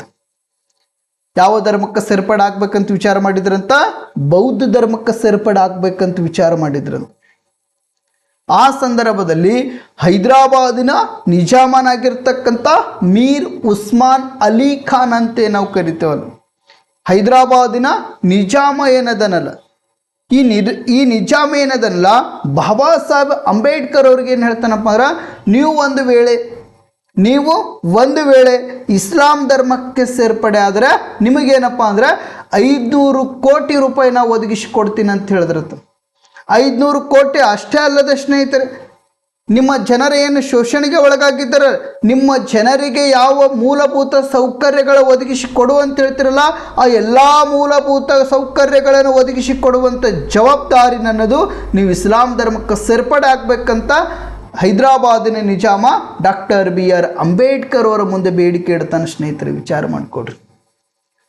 ಅವಾಗ ಬಾಬಾ ಸಾಹೇಬ್ ಅಂಬೇಡ್ಕರ್ ಅವರು ಈ ಎಲ್ಲ ವಿಚಾರವನ್ನು, ಈ ಹೈದರಾಬಾದ್ ನಿಜಾಮ್ ಏನು ಬೇಡಿಕೆ ಇಟ್ಟಿದ್ದಲ್ಲಿ ಈ ಮನುಷ್ಯ ಈ ಬೇಡಿಕೆ ಎಲ್ಲ ತಿರಸ್ಕಾರ ಮಾಡಿ ಏನಪ್ಪ ಅಂದ್ರೆ ಅಂಬೇಡ್ಕರ್ ಅವರು ಇಸ್ಲಾಂ ಧರ್ಮಕ್ಕೆ ಸೇರ್ಪಡೆ ಆಗಲಿಲ್ಲ. ಕೊನೆಯದಾಗಿ ಅವರು ಯಾವ ಧರ್ಮಕ್ಕೆ ಸೇರ್ಪಡೆ ಆಗಿದ್ರಪ್ಪ ಅಂದ್ರೆ ಬೌದ್ಧ ಧರ್ಮಕ್ಕೆ ಸೇರ್ಪಡೆ ಆದರು ಸ್ನೇಹಿತರೆ. ಇಂಥವೆಲ್ಲ ವಿಚಾರ 500 ಕೋಟಿ, ಅವಾಗಿನ ಕಾಲನಾಗ 500 ಕೋಟಿ ಅಂತ ತಿಳ್ಕೊಂಡ್ಬಿಡ್ರಿ. ನಮ್ಮಲ್ಲಿ ಕೆಲವೊಂದಿಷ್ಟು ಶಾಸಕರು ಅದಾರ, ಒಂದು ಪಕ್ಷ ಇಲ್ಲ, ನೀ ಈ ಪಕ್ಷದಿಂದ ಈ ಪಕ್ಷಕ್ಕೆ ಬಂದ್ರೆ ನಿನಗೊಂದು 50 ಕೋಟಿ ಕೊಡ್ತೀನಪ್ಪ, ಮರುದಿವ್ಸನೇ ಆ ಪಕ್ಷಕ್ಕೆ ಇರ್ತಾರೆ. ಯಾಕೆ ಹೋಟ್ ಹಾಕಿದ್ರೆ ಅವ್ರು ಏನು ಸುಡ್ಗಾಡು ಮಾಡ್ಲತ್ತಾರ, ಅವ್ರು ವಿಚಾರ ಮಾಡಂಗಿಲ್ಲ. ಅಂತಹ ಸ್ವಾರ್ಥಿ ಜನಗಳ ಮಧ್ಯೆ ಬಾಬಾ ಸಾಹೇಬ್ ಅಂಬೇಡ್ಕರ್ಗೆ ಎಷ್ಟು ಕೋಟಿ ಕೊಡ್ಬೇಕಂತ ಪ್ರಯತ್ನ ಮಾಡಿದ್ರು? 500 ಕೋಟಿ ಅಂತ ನೋಡ್ರಿ, ವಿಚಾರ ಮಾಡಿಕೊಡ್ರಿ, 500 ಕೋಟಿ. ಆದ್ರೆ ಬಾಬಾ ಸಾಹೇಬ್ ಅಂಬೇಡ್ಕರ್ ಅವರು ಯಾವುದೇ ಆಮಿಷಗಳಿಗೆ ಬಗ್ಲಿಲ್ಲ, ಜಗ್ಲಿಲ್ಲ. ಅವರು ತಮ್ಮ ಆತ್ಮಸಾಕ್ಷಿಗೆ ಸರಿ ಅನಿಸಿದಂಥ ಧರ್ಮವನ್ನು ಸ್ವೀಕಾರ ಮಾಡಿಕೊಂಡು ಕೊನೆ ಉಸಿರು ಹೇಳಿದರು ಸ್ನೇಹಿತರೆ. ವಿಚಾರ ಇರಲಿ, ಈಗ ವಿಷಯಕ್ಕೆ ಬಂದ್ಬಿಡೋಣ. ಎರಡನೇ ಅಂಶ ಯಾವುದಪ್ಪ ಅಂದರೆ ಸರ್ಕಾರಕ್ಕೆ ಮಾಹಿತಿ ನೀಡುವುದು. ತಮ್ಮ ಸುತ್ತಮುತ್ತಲಿನ ನಡೆಯುವ ಭಯೋತ್ಪಾದಕ ಕೃತ್ಯಗಳ ಬಗ್ಗೆ ಸರ್ಕಾರಕ್ಕೆ ಮಾಹಿತಿಯನ್ನು ನೀಡಬೇಕು ಸ್ನೇಹಿತರೆ. ಇವತ್ತು ಯಾವುದೇ ಪ್ರದೇಶದಲ್ಲಿ ಇವತ್ತು ಭಯೋತ್ಪಾದಕ ಚಟುವಟಿಕೆಗಳಲ್ಲಿ ತೊಡಗಿಸಿಕೊಂಡರೆ ಅಥವಾ ನಡೆದರೆ ಅಂತಹ ಮಾಹಿತಿಗಳನ್ನು ನಮ್ಮ ಸರ್ಕಾರಕ್ಕೆ ನಾವು ಒದಗಿಸಿಕೊಡಬೇಕು ಸ್ನೇಹಿತರೆ. ಇವತ್ತು ನಮ್ಮ ಮನೆಯ ಪಕ್ಕದೊಳಗಾಗಿರುವ ಅಥವಾ ನಮ್ಮ ಮನೆಯಲ್ಲಿ ಯಾವುದಾದರೂ ಒಬ್ಬ ವ್ಯಕ್ತಿ ಭಯೋತ್ಪಾದಕ ಚಟುವಟಿಕೆಗಳಲ್ಲಿ ತೊಡಗಿಸಿಕೊಂಡಾನಪ್ಪ ಅಂದ್ರೆ ಆ ಮಾಹಿತಿಗಳೇನದವಲ್ಲ, ಆ ಮಾಹಿತಿಗಳನ್ನು ನಾವು ಯಾರಿಗೆ ಒದಗಿಸಿಕೊಡ್ಬೇಕು? ಸರ್ಕಾರಕ್ಕೆ ಒದಗಿಸಿಕೊಡ್ಬೇಕು ಸ್ನೇಹಿತರೆ. ಸರ್ಕಾರಕ್ಕೆ ಒದಗಿಸಿಕೊಟ್ಟೆವಪ್ಪ ಅಂದ್ರೆ ಆ ಸರ್ಕಾರ ಏನಪ್ಪ ಅಂದ್ರೆ ಭಯೋತ್ಪಾದಕ ಕೃತ್ಯಗಳನ್ನು ತಡೆಗಟ್ಟುವಂಥ ಪ್ರಯತ್ನಗಳನ್ನು ಮಾಡ್ತಾರೆ. ನಮ್ಮ ಯುವ ಜನಾಂಗ ರಾಷ್ಟ್ರ ನಿರ್ಮಾಣದ ಕಾರ್ಯದಲ್ಲಿ ತಾವೇ ತೊಡಗಿಸಿಕೊಳ್ಳುವುದರ ಜೊತೆಗೆ ರಾಷ್ಟ್ರೀಯ ಭಾವನೆ ಏನೈತಲ್ಲ, ದೇಶಾಭಿಮಾನ ಏನೈತಲ್ಲ, ಅದನ್ನು ವೃದ್ಧಿಸುವಂಥ ಕಾರ್ಯಗಳನ್ನು ಮಾಡಿಕೊಳ್ಬೇಕು. ಇಲ್ಲಪ್ಪ, ಪಕ್ಕದ ಮನೆಯೊಳಗೆ ಭಯೋತ್ಪಾದನೆ ಚಟುವಟಿಕೆಗಳು ನಡೆದೈತಿ, ನಮಗೆ ಹಾಕಬೇಕು, ನಮಗೆ ಕೊಲ್ತಾರೇನು, ನಮಗೇನಾದರೂ ಮಾಡ್ತಾರೇನು, ಈ ರೀತಿ ವಿಚಾರಗಳನ್ನು ಹುಟ್ಕೊಳ್ಬಾರ್ದು. ಇವತ್ತು ಯಾವುದಾದ್ರೂ ಭಯೋತ್ಪಾದಕ ಚಟುವಟಿಕೆಗಳು ಅಷ್ಟೇ ಅಲ್ಲದೆ ಸ್ನೇಹಿತರೆ, ಇವತ್ತು ಯಾವುದೇ ಒಬ್ಬ ವ್ಯಕ್ತಿ ದೇಶ ವಿರೋಧಿ ಚಟುವಟಿಕೆಗಳಲ್ಲಿ ತೊಡಗಿಸಿಕೊಳ್ಳಾಕತ್ತಾನಪ್ಪ ಅಂದ್ರೆ ಆತನ ಎಲ್ಲ ಮಾಹಿತಿಗಳನ್ನು ಸರ್ಕಾರಕ್ಕೆ ಒದಗಿಸಿಕೊಟ್ಬಿಡ್ಬೇಕು.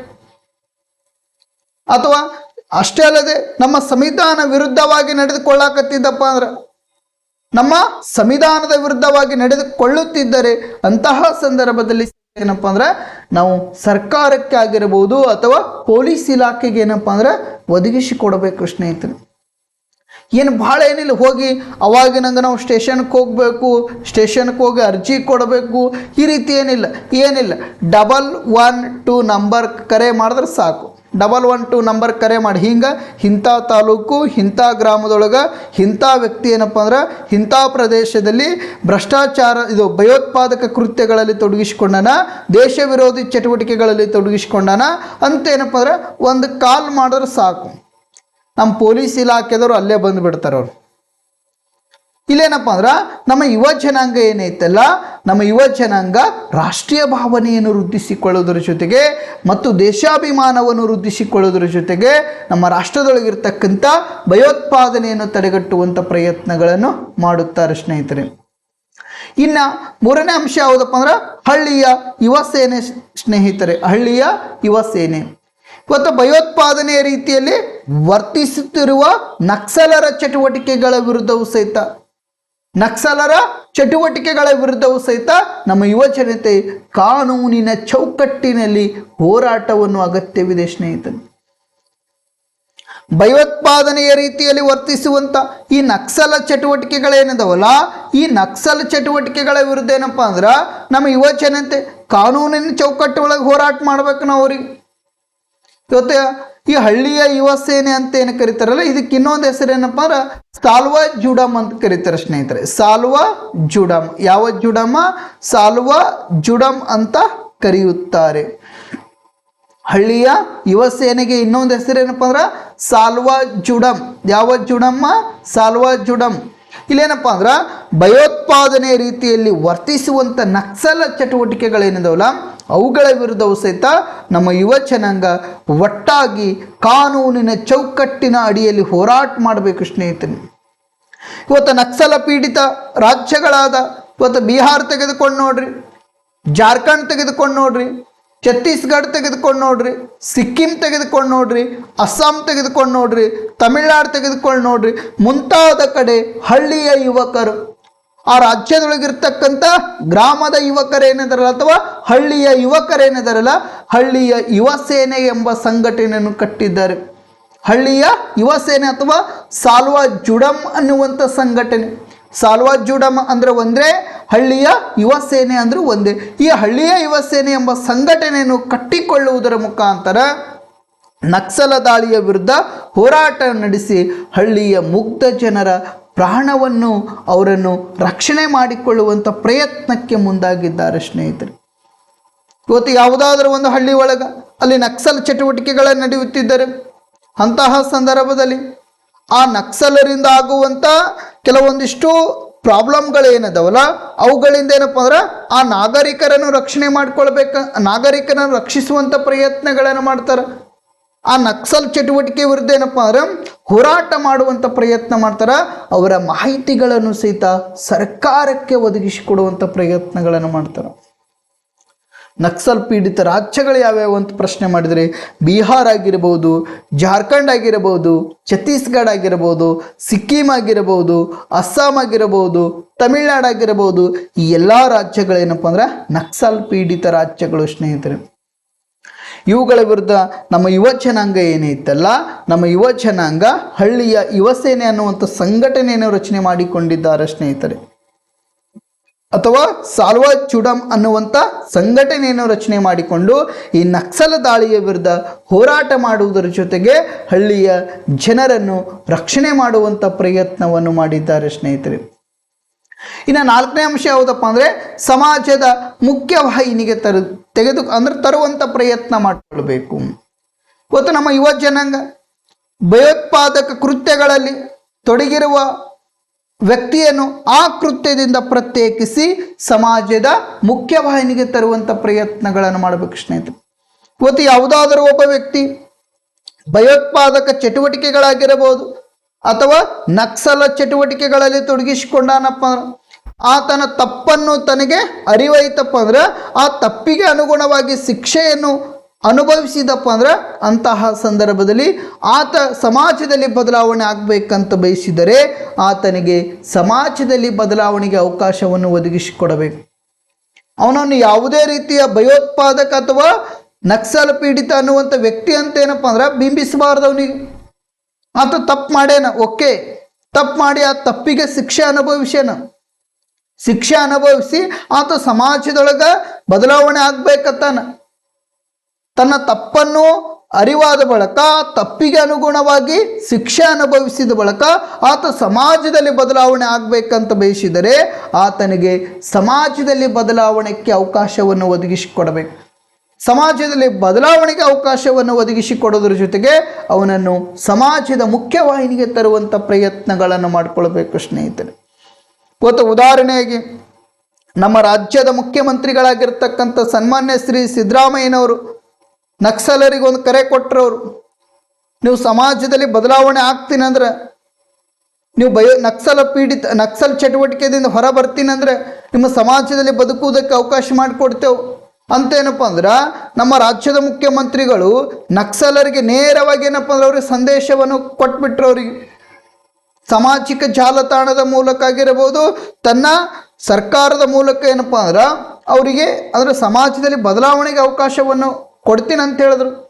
ಆ ಸಂದರ್ಭದಲ್ಲಿ ಕೆಲವೊಂದಿಷ್ಟು ನಕ್ಸಲರು ಏನದಾರಲ್ಲ ಅವರೇನಪ್ಪ ಅಂದ್ರೆ ಇಲ್ಲ, ನಾವು ಮುಖ್ಯಮಂತ್ರಿ ಅವರು ಹೇಳಿದಂತೆ ನಾವು ಸಹಿತ ಏನಪ್ಪ ಅಂದ್ರೆ ನಕ್ಸಲ ವ್ಯವಸ್ಥೆಯಿಂದ ನಾವು ಹೊರ ಬಂದೇನಪ್ಪ ಅಂದ್ರೆ ಸಮಾಜದಲ್ಲಿ ನಾವು ಸಹಿತ ಮಾನವರಾಗಿ ಬದುಕ್ತೇವೆ, ಸಮಾಜದಲ್ಲಿ ಸಹಿತ ನಾವು ಸಮಾಜಮುಖಿಯಾಗಿ ಬದುಕ್ತೇವೆ, ನಮ್ಮದೇ ಆಗಿರ್ತಕ್ಕಂಥ ಒಂದು ಸಾಮರ್ಥ್ಯವನ್ನು ಹೆಚ್ಚಿಸ್ಕೊಳ್ತೇವೆ ಅಂತ ಏನಪ್ಪ ಅಂದ್ರೆ ಮುಖ್ಯಮಂತ್ರಿಯವರು ಮುಂದೆ ಬಂದೇನಪ್ಪ ಶರಣಾಗತಿ ಆದರು. ಆವಾಗ ರಾಜ್ಯದ ಮುಖ್ಯಮಂತ್ರಿಗಳು ಅವರ ಕೈಯಲ್ಲಿ ಬಾಬಾ ಸಾಹೇಬ್ ಅಂಬೇಡ್ಕರ್ ಅವರ ಪುಸ್ತಕವನ್ನು ಕೊಡುವುದರ ಮುಖಾಂತರ ಅವರನ್ನು ಸಮಾಜದ ಮುಖ್ಯವಾಹಿನಿಗೆ ತರುವಂಥ ಪ್ರಯತ್ನವನ್ನು ಮಾಡಿಕೊಂಡ್ರು ಸ್ನೇಹಿತರೆ. ಇಲ್ಲೇನಪ್ಪ ಅಂದ್ರೆ ಅವರು ಸಮಾಜದಲ್ಲಿ ಬದಲಾವಣೆ ಆಗ್ತೀನಿ ಅಂದ್ರೆ ಅವಕಾಶ ಮಾಡಿಕೊಡ್ಬೇಕು. ಇಲ್ಲ, ನೀ ಭಯೋತ್ಪಾದಕ ಕೃತ್ಯ ಮಾಡಿದ್ದಪ್ಪ, ನೀ ಭಯೋತ್ಪಾದಕ ಕೃತ್ಯವನ್ನು ಮುಂದುವರಿಸಿಕೊಂಡು ಹೋಗು, ಆತನಿಗೆ ಕೆಟ್ಟ ರೀತಿ ನೋಡೋದು, ಆ ರೀತಿ ಮಾಡ್ಬೋದು. ಬದಲಾವಣೆ ಆಗ್ತಾನಂತ ಪ್ರಯತ್ನ ಮಾಡಾಕತ್ತಾನ, ಆತ ಹೇಳಾಕತ್ತಾನಪ್ಪ, ಅವಕಾಶ ಮಾಡಿ ಕೊಡೋಣ. ಹಂಗ ತಪ್ಪು ಮಾಡಾಕತ್ತಪ್ಪ, ನೆಕ್ಸ್ಟ್ ಅವನ ಜೀವನನೇ ಮುಗಿತೈತಿ. ನೆಕ್ಸ್ಟ್ ನೋಡ್ರಿ, ಯುವ ಶಕ್ತಿ ರಕ್ಷಣೆ. ಯಾವ ಶಕ್ತಿ ರಕ್ಷಣೆ? ಯುವ ಶಕ್ತಿ ರಕ್ಷಣೆ ಸ್ನೇಹಿತರೆ. ದೇಶದ ಯುವ ಜನರು ಪ್ರಮುಖ ಜವಾಬ್ದಾರಿ ಎಂದರೆ ಭಯೋತ್ಪಾದನೆ ಆಗಿರಬಹುದು ಮತ್ತು ಕೋಮುವಾದ ಕೃತ್ಯಗಳಲ್ಲಿ ತೊಡಗಿಸಿದವರನ್ನು ಅವರನ್ನು ಶಿಕ್ಷಣದ ಮೂಲಕ ಜಾಗೃತಿಗೊಳಿಸಿ ನಮ್ಮ ಯುವ ಶಕ್ತಿಯನ್ನು ರಕ್ಷಣೆ ಮಾಡಿಕೊಳ್ಬೇಕು ಸ್ನೇಹಿತರೆ.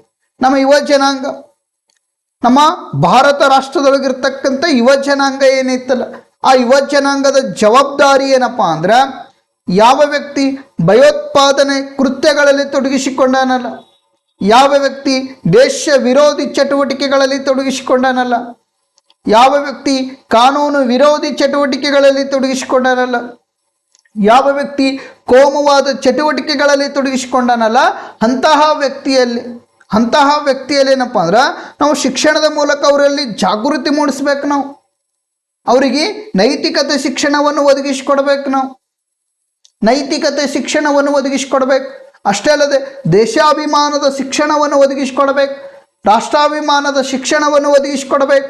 ನಮ್ಮ ಸಂವಿಧಾನದ ಮೌಲ್ಯಗಳನ್ನು ಅವರಲ್ಲಿ ಬಿತ್ತರಿಸುವಂಥ ಪ್ರಯತ್ನಗಳನ್ನು ಮಾಡ್ಕೊಳ್ಬೇಕು. ಈ ರೀತಿ ಏನಪ್ಪ ಅಂದ್ರೆ ಅವರನ್ನು ಜಾಗೃತಿಗೊಳಿಸುವುದರ ಜೊತೆಗೆ ಅವರನ್ನು ರಕ್ಷಣೆ ಮಾಡಿಕೊಳ್ಳುವಂಥ ಪ್ರಯತ್ನ ಯಾರು ಮಾಡ್ಕೊಳ್ತಾರಪ್ಪ ಅಂದರೆ ನಮ್ಮ ಯುವ ಜನಾಂಗ ಮಾಡಿಕೊಳ್ಳುತ್ತದೆ ಸ್ನೇಹಿತರೆ.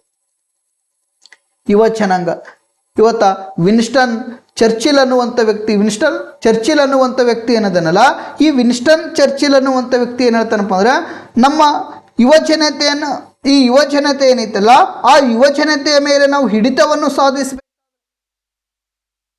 ವಿನ್ಸ್ಟನ್ ಚರ್ಚಿಲ್ ಅನ್ನುವಂಥ ವ್ಯಕ್ತಿ ಏನದಲ್ಲ, ಈತ ಏನು ಹೇಳ್ತಾನಪ್ಪ ಅಂದರೆ, ನಮ್ಮ ಯುವ ಜನತೆಯ ಮೇಲೆ ನಾವು ಹಿಡಿತವನ್ನು ಸಾಧಿಸಬೇಕಾದ್ರೆ ಅವ್ರಿಗೇನಪ್ಪ ಅಂದ್ರೆ ಕಿರಿಯರಿದ್ದಾಗಲೇ ಏನಪ್ಪ ಅಂದ್ರೆ ಅವರ ಮೇಲೆ ನಾವು ಹಿಡಿತವನ್ನು ಸಾಧಿಸಬೇಕು. ನಾವು ದೊಡ್ಡವರಾದ ಬಳಿಕ ಅವ್ರಿಗೆ ಬದಲಾವಣೆ ಮಾಡ್ತೀನಿ ಅಂದ್ರೆ ಅವ್ರೇನಪ್ಪ ಅಂದ್ರೆ ಬದಲಾವಣೆ ಆಗುವುದಿಲ್ಲ. ಅದಕ್ಕಾಗಿ ಅವರು ಚಿಕ್ಕವ್ರು ಏನಿರ್ತಾರಲ್ಲ, ಅದು ಸಣ್ಣವ್ರು ಏನಿರ್ತಾರಲ್ಲ, ಅಥವಾ ಕಿರಿಯರು ಏನಿರ್ತಾರಲ್ಲ, ಆ ಕಿರಿಯರಿದ್ದಾಗಲೇ ಅವ್ರಿಗೆ ನಾವೇನು ಮಾಡ್ಬೇಕಪ್ಪ ಅಂದರೆ ಅವರ ಮೇಲೆ ಹಿಡಿತವನ್ನು ಸಾಧಿಸ್ಬೇಕು. ಅಂದ್ರೆ ಯಾವ ರೀತಿ ಹಿಡಿತ ಸಾಧಿಸ್ಬೇಕಪ್ಪ ಅಂದ್ರೆ ಅವ್ರಿಗೆ ಮೈಂಡ್ ಡೈವರ್ಟ್ ಮಾಡಲಾರ್ದಂಗೆ ನೋಡ್ಕೊಳ್ಬೇಕು, ದೇಶ ವಿರೋಧಿ ಚಟುವಟಿಕೆಗಳಲ್ಲಿ ತೊಡಗಿಸಿಕೊಳ್ಳಾರದಂತೆ ನೋಡ್ಕೊಳ್ಬೇಕು, ಅವರಲ್ಲಿ ಒಳ್ಳೆ ವಿಚಾರಗಳನ್ನು ಬಿತ್ತರಿಸಬೇಕು, ನಾವು ಒಳ್ಳೆ ಶಿಕ್ಷಣವನ್ನು ಒದಗಿಸಿಕೊಡ್ಬೇಕು. ಬರೀ ನಾವು ಪುಸ್ತಕಕ್ಕೆ ಮಾತ್ರ ಸೀಮಿತ ಮಾಡಬಾರ್ದು, ಅವರಲ್ಲಿ ನೈತಿಕತೆ ಶಿಕ್ಷಣವನ್ನು ಒದಗಿಸಿಕೊಡ್ಬೇಕು. ನಮ್ಮ ರಾಷ್ಟ್ರ ಅಂದರೆ ಏನು, ನಮ್ಮ ರಾಷ್ಟ್ರ ಯಾವ ರೀತಿ ಮೌಲ್ಯಗಳನ್ನು ಒಳಗೊಂಡೈತಿ, ನಮ್ಮ ರಾಷ್ಟ್ರದ ವೈವಿಧ್ಯಮಯ ಸಂಸ್ಕೃತಿಯ ಬಗ್ಗೆ ನಾವು ಅವರಲ್ಲಿ ಅರಿವು ಮೂಡಿಸಬೇಕು. ಈ ರೀತಿ ಏನಪ್ಪ ಅಂದ್ರೆ ಅವರಲ್ಲಿ ಒಳ್ಳೆ ವಿಚಾರಗಳನ್ನು ಬಿತ್ತರಿಸುವುದರ ಮೂಲಕ ಏನಪ್ಪ ಅಂದ್ರೆ ಅವರನ್ನು ಹಿಡಿತವನ್ನು ಇಟ್ಕೊಳ್ಬೇಕಂತ ಯಾರು ಹೇಳ್ತಾರಪ್ಪ ಅಂದರೆ ಇದೇ ವಿನ್ಸ್ಟನ್ ಚರ್ಚಿಲ್ ಅನ್ನುವಂಥ ವ್ಯಕ್ತಿ ಹೇಳ್ತಾನೆ ಸ್ನೇಹಿತರು. ಇವತ್ತು ಪಾಕಿಸ್ತಾನದ ವಿದ್ಯಾರ್ಥಿನಿಯಾಗಿರ್ತಕ್ಕಂಥ ಮಲಾಲ್ ಯೂಸುಫ್ಜೈ ಎನ್ನುವಂಥ ಮಹಿಳೆ ಏನಿದಾರಲ್ಲ, ಇವರೇನಪ್ಪ ಅಂದ್ರೆ ಭಯೋತ್ಪಾದಕರ ದಾಳಿಯಿಂದ ಬದುಕು ಉಳಿದಿದ್ದಾರೆ ಸ್ನೇಹಿತರೆ. ಪಾಕಿಸ್ತಾನದ ವಿದ್ಯಾರ್ಥಿನಿಯಾಗಿರ್ತಕ್ಕಂಥ ಮಲಾಲ್ ಯೂಸುಫ್ಜೈ ಎನ್ನುವಂಥ ವಿದ್ಯಾರ್ಥಿನಿ ಏನಿದಾಳಲ್ಲ, ಈ ವಿದ್ಯಾರ್ಥಿನಿ ಭಯೋತ್ಪಾದಕ ದಾಳಿಯಿಂದ ಏನಪ್ಪ ಅಂದರೆ ಬದುಕು ಉಳಿದಿದ್ದಾಳೆ ಸ್ನೇಹಿತರು. ಅದಕ್ಕಾಗಿ ಈ ವಿದ್ಯಾರ್ಥಿನಿ ನಿರಂತರವಾಗಿ ಭಯೋತ್ಪಾದಕರ ವಿರುದ್ಧ ಹೋರಾಟ ಮಾಡುವುದರ ಜೊತೆಗೆ ಪ್ರಪಂಚದ ಯುವ ಜನಾಂಗಕ್ಕೆ ಮಾದರಿಯಾಗಿದ್ದಾಳೆ ಸ್ನೇಹಿತರೆ. ಆಕೆ ಏನಪ್ಪ ಅಂದ್ರೆ ಇವತ್ತು ಪಾಕಿಸ್ತಾನದೊಳಗೆ ನಾವು ಅತಿ ಹೆಚ್ಚು ಭಯೋತ್ಪಾದಕರನ್ನು ನಾವು ಕಂಡುಕೊಳ್ಬೋದು. ಪಾಕಿಸ್ತಾನದೊಳಗೆ ಏನಪ್ಪ ಅಂದ್ರೆ ಅತಿ ಹೆಚ್ಚು ಏನಪ್ಪ ಅಂದ್ರೆ ಭಯೋತ್ಪಾದಕರನ್ನು ಕಂಡುಕೊಳ್ಬೋದು. ವಿಚಾರ ಹೆಂಗಪ್ಪ ಅಂದ್ರೆ ನಂಬಲ್ಲಿ ಪೊಲೀಸ್ ಇಲಾಖೆಗಳನ್ನ ಹೆಂಗೆ ಅದಾವಲ್ಲ, ಅವ್ರ ಬಳಿ ಭಯೋತ್ಪಾದಕ ಇಲಾಖೆಗಳು ಅದಾವ. ಪಾಕಿಸ್ತಾನದೊಳಗೆ ಭಯೋತ್ಪಾದಕ ಇಲಾಖೆಗಳು. ನಮ್ಮ ರಾಷ್ಟ್ರವನ್ನು ನಾವು ರಕ್ಷಣೆ ಯಾರ ಮ್ಯಾಗೈತಿ, ಸೈನಿಕರ ಮ್ಯಾಗೈತಿ ನಮಗೆ ವಿಶ್ವಾಸ. ಬಿಟ್ಟರೆ ಏನಪ್ಪ ಅಂದ್ರೆ ನಮ್ಮ ಪೊಲೀಸ್ ಇಲಾಖೆ ಏನಪ್ಪ ರಕ್ಷಣೆ ಮಾಡ್ತೈತಿ. ದೇಶದ ಗಡಿ ಕಾಯೋರು ಯಾರು? ನಮ್ಮ ಸೈನಿಕರು. ರಾಷ್ಟ್ರದೊಳಗಿರ್ತಕ್ಕಂಥ ನಾಗರಿಕರನ್ನು ಕಾಯುವವರು ಯಾರು? ನಮ್ಮ ಪೊಲೀಸ್ ಇಲಾಖೆ. ಆದ್ರೆ ಪಾಕಿಸ್ತಾನ ಕಾಯೋರು ಯಾರು? ಭಯೋತ್ಪಾದಕರು. ಪಾಕಿಸ್ತಾನವನ್ನು ಕಾಯುವವರು ಯಾರು? ಭಯೋತ್ಪಾದಕರು. ನಮ್ಮಲ್ಲಿ ಒಬ್ಬ ರಾಷ್ಟ್ರದ ಒಬ್ಬ ಪೊಲೀಸ್ ಅಧಿಕಾರಿ ಮರಣ ಹೊಂದಿದಪ್ಪ ಅಂದ್ರೆ ಅವನಿಗೆ ರಾಷ್ಟ್ರದ ಗೌರವವನ್ನು ಸಲ್ಲಿಕೆ ಮಾಡ್ತೇವೆ. ನಮ್ಮ ರಾಷ್ಟ್ರದ ಒಬ್ಬ ಸೈನಿಕ ಏನಪ್ಪ ಅಂದ್ರೆ ಯುದ್ಧದಲ್ಲಿ ಆಗಿರ್ಬೋದು ಅಥವಾ ನಾನಾಂತರ ಕಾರಣಗಳಿಂದ ಮರಣ ಹೊಂದಿದರೆ ಆತನಿಗೆ ಏನಪ್ಪ ಗೌರವವನ್ನು ನಾವು ಸಲ್ಲಿಕೆ ಮಾಡ್ತೇವೆ. ಅವ್ರ ಮೇಲೆ ರಾಷ್ಟ್ರಧ್ವಜವನ್ನು ಹಚ್ಚುವುದಾಗಿರ್ಬೋದು, ಒಂದು ರೀತಿ ಏನಪ್ಪ ಒಳ್ಳೆ ರೀತಿ ಗೌರವವನ್ನು ಸಲ್ಲಿಕೆ ಮಾಡ್ತೇವೆ. ಪಾಕಿಸ್ತಾನದೊಳಗೆ ಭಯೋತ್ಪಾದಕರ ಸತ್ರ ನಮ್ಮ ರಾಷ್ಟ್ರದೊಳಗೆ ನಾವು ಸೈನಿಕರಿಗೆ ಯಾವ ರೀತಿ ಗೌರವವನ್ನು ಸಲ್ಲಿಕೆ ಮಾಡ್ತೇವಲ್ಲ, ಪೊಲೀಸರಿಗೆ ಯಾವ ರೀತಿ ಗೌರವ ಕೊಡ್ತೇವಲ್ಲ, ಅದೇ ರೀತಿ ಏನಪ್ಪ ಅಂದ್ರೆ ಇವತ್ತು ಪಾಕಿಸ್ತಾನದ ಭಯೋತ್ಪಾದಕರಿಗೆ ಅಷ್ಟು ಗೌರವ ಕೊಡ್ತಾರವ್ರು.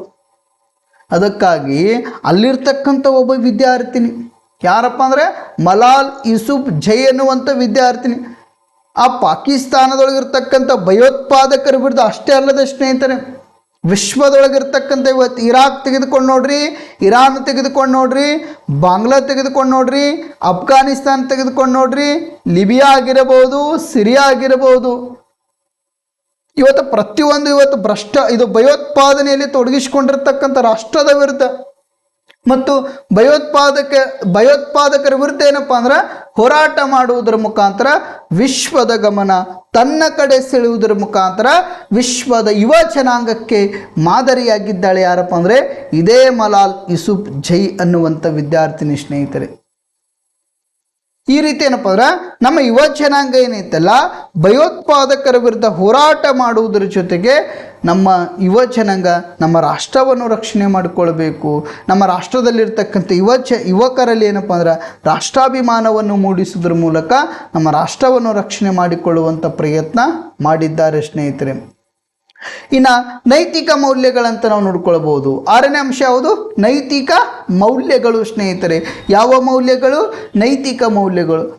ಪ್ರಸ್ತುತ ನಮ್ಮ ದಿನಮಾನಗಳಲ್ಲಿ ಇವತ್ತು ರಾಧಾಕೃಷ್ಣ ಅನ್ನುವಂಥ ವ್ಯಕ್ತಿ ರಾಷ್ಟ್ರದ ಪ್ರಪ್ರಥಮ ಉಪರಾಷ್ಟ್ರಪತಿಯಾಗಿರ್ತಕ್ಕಂಥ ರಾಧಾಕೃಷ್ಣ ಅವರು ಏನಿದಾರಲ್ಲ, ಇವರೇನು ಹೇಳ್ತಾರಪ್ಪ ಅಂದರೆ ವಿಶ್ವವಿದ್ಯಾಲಯ ವೃಂದದಲ್ಲಿ ಹೆಚ್ಚುತ್ತಿರುವ ಅಶಾಂತಿಗೆ ನಮ್ಮ ರಾಷ್ಟ್ರದ ಅಥವಾ ನಾವು ಕೊಡುವಂಥ ಸಂಸ್ಕೃತಿ ಎಷ್ಟು ಮಹತ್ವ ನೀಡಿದ್ದೇವೆ ಅನ್ನೋದ್ರ ಬಗ್ಗೆ ಹೇಳ್ತಾರೆ ಸ್ನೇಹಿತರೆ. ಇವತ್ತ ವಿಶ್ವವಿದ್ಯಾಲಯಗಳಂದ್ರೆ ಹೆಂಗಿರ್ಬೇಕಪ್ಪ ಅಂದ್ರೆ ರಾಷ್ಟ್ರ ನಿರ್ಮಾಣ ಮಾಡುವಂಥ ಯುವ ಜನಾಂಗ ಇರ್ತಾರಲ್ಲಿ ಅವರಲ್ಲಿ ಏನಪ್ಪ ಒಳ್ಳೆ ಒಳ್ಳೆ ವಿಚಾರಗಳನ್ನು ಬಿತ್ತರಿಸ್ಬೇಕು, ನೈತಿಕತೆ ಶಿಕ್ಷಣವನ್ನು ಒದಗಿಸ್ಕೊಡ್ಬೇಕು. ಬಟ್ ನಮ್ಮ ಯುವ ಜನಾಂಗಕ್ಕೆ ಏನಪ್ಪ ಅಂದ್ರೆ ಆ ವಿಶ್ವವಿದ್ಯಾಲಯದಲ್ಲಿ ಗುಣಮಟ್ಟದ ನೈತಿಕತೆ ಶಿಕ್ಷಣ ಸಿಗ್ತಾ ಇಲ್ಲ, ಅವರಿಗೆ ಗುಣಮಟ್ಟದ ನೈತಿಕತೆ ಶಿಕ್ಷಣವನ್ನು ಸಿಗ್ತಾ ಇಲ್ಲ ಸ್ನೇಹಿತರೆ, ವಿಚಾರ ಮಾಡಿಕೊಳ್ಳಿ. ಅಷ್ಟಲ್ಲದೆ ನಮ್ಮ ಸಂಸ್ಕೃತಿಯ ಬಗ್ಗೆ ಸಹಿತ ಅರಿವಿಲ್ಲ. ಯಾಕಪ್ಪ ಅಂದ್ರೆ ಆ ವಿಶ್ವವಿದ್ಯಾಲಯದೊಳಗೆ ಪ್ರಸ್ತುತ ನೋಡ್ಕೊಳ್ಬೋದು ನಾವು ಕರ್ನಾಟಕ ಆಗಿರ್ಬೋದು, ಇವತ್ತು ಬೇರೆ ಬೇರೆ ರಾಜ್ಯದ ವಿಶ್ವವಿದ್ಯಾಲಯ ಕೆಲವೊಂದಿಷ್ಟು ಕೋಮುವಾದ ಸಂಘರ್ಷಗಳಾಗ್ತಾವ, ಕೆಲವೊಂದಿಷ್ಟು ಜಾತಿಗಳ ನಡುವೆ ಸಂಘರ್ಷಗಳಾಗ್ತಾವ, ಕೆಲವೊಂದಿಷ್ಟು ಧರ್ಮಗಳ ನಡುವೆ ಸಂಘರ್ಷಗಳಾಗ್ತಾವ. ಈ ರೀತಿ ಏನಪ್ಪ ಅಂದ್ರೆ ಈ ರೀತಿ ಸಂಘರ್ಷಗಳಾಗುವುದರಿಂದ ಅಲ್ಲಿ ಅಶಾಂತಿಯನ್ನು ಸೃಷ್ಟಿ ಆಗ್ತದೆ. ನಾವು ಅಶಾಂತಿಯನ್ನು ಸೃಷ್ಟಿ ಆದ್ರೆ ನಮ್ಮ ಸಂಸ್ಕೃತಿ ಏನೈತಲ್ಲ ಅದಕ್ಕೆ ನಾವು ಎಷ್ಟು ಮಹತ್ವ ನೀಡಿದ್ದೇವೆ ಅನ್ನೋದ್ರ ಬಗ್ಗೆ ಅರಿವಾಗ್ತದೆ ಅಂತ ಯಾರು ಹೇಳ್ತಾರಪ್ಪ ಅಂದ್ರೆ ಇದೇ ರಾಧಾಕೃಷ್ಣನ್ ಅವರು ಹೇಳ್ತಾರೆ ಸ್ನೇಹಿತರೆ. ಅಷ್ಟೇ ಅಲ್ಲದೆ ನಮ್ಮ ಯುವ ಜನಾಂಗದಲ್ಲಿ ನೈತಿಕತೆಯ ಮೌಲ್ಯಗಳನ್ನು ಅಳವಡಿಸಿಕೊಳ್ಬೇಕು, ಅವರು ರಾಷ್ಟ್ರಾಭಿಮಾನವನ್ನು ಬಿತ್ತರಿಸಿಕೊಳ್ಬೇಕು. ನೈತಿಕತೆ ಮೌಲ್ಯಗಳನ್ನು ಅಳವಡಿಸಿಕೊಳ್ಳೋದ್ರ ಮೂಲಕ ರಾಷ್ಟ್ರದೊಳಗಿರ್ತಕ್ಕಂಥ ಭಯೋತ್ಪಾದನೆಯನ್ನು ತಡೆಗಟ್ಟಬೇಕು ಸ್ನೇಹಿತರೆ. ನಮ್ಮ ಯುವ ಜನಾಂಗ ಏನೈತಲ್ಲ ಇವತ್ತ ಕೆಲವೊಂದಿಷ್ಟು ಸಂಸ್ಕಾರ ಏನೈತಲ್ಲ ನಮ್ಮ ಒಳ್ಳೆ ಸಂಸ್ಕಾರವನ್ನು ಪಡೆದುಕೊಳ್ಬೇಕು, ಒಳ್ಳೆ ಸಂಸ್ಕೃತಿಯ ಮಹತ್ವವನ್ನು ತಿಳಿದುಕೊಳ್ಬೇಕು, ಒಳ್ಳೆ ಶಿಕ್ಷಣವನ್ನು ಪಡೆದುಕೊಳ್ಳುವುದರ ಜೊತೆಗೆ ಯಾವುದೇ ರೀತಿ ಏನಪ್ಪ ಅಂದ್ರೆ ಗಲಭೆಗಳಲ್ಲಾಗಿರ್ಬೋದು, ಯಾವುದೇ ರೀತಿ ದೇಶ ವಿರೋಧಿ ಚಟುವಟಿಕೆಗಳಲ್ಲಿ ತೊಡಗದಂತೆ ಏನಪ್ಪ ಅಂದ್ರೆ ನೋಡಿಕೊಳ್ಳಬೇಕು.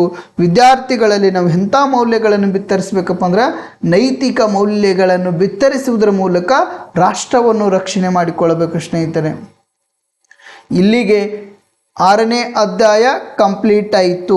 ಇಲ್ಲಿಗೆ 6ನೇ ಅಧ್ಯಾಯ ಏನಾಯಿತು? ಮುಕ್ತಾಯ ಮಾಡಲಾಗಿದೆ ಸ್ನೇಹಿತರೆ. ಇನ್ನು ಮುಂದಿನ ಅಧ್ಯಾಯ ಯಾವುದಪ್ಪ ಅಂದ್ರೆ 7ನೇ ಅಧ್ಯಾಯ. ಎಷ್ಟನೇ ಅಧ್ಯಾಯ? 7ನೇ ಅಧ್ಯಾಯ. 7ನೇ ಅಧ್ಯಾಯದೊಳಗೆ ಈಗ ಬ್ಲೂ ಪ್ರಿಂಟ್ ಬಿಟ್ಟಾರ ಸ್ನೇಹಿತರೆ. ಬ್ಲೂ ಪ್ರಿಂಟ್ ಪ್ರಕಾರ ಓದ್ರಿ ನೀವು.